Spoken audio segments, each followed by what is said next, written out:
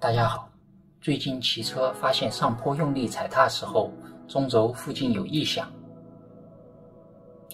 最终用排除法解决。视频做个记录，万一您遇到此问题，希望有点参考作用。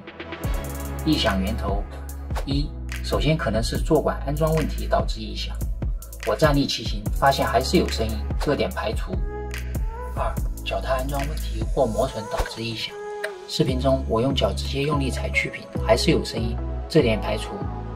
三、飞轮安装问题导致异响。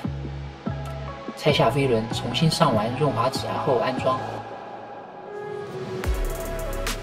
飞轮建议的安装扭矩，锁紧后测试，问题排除。如果前面3项还解决不了，就打算检查中轴部分。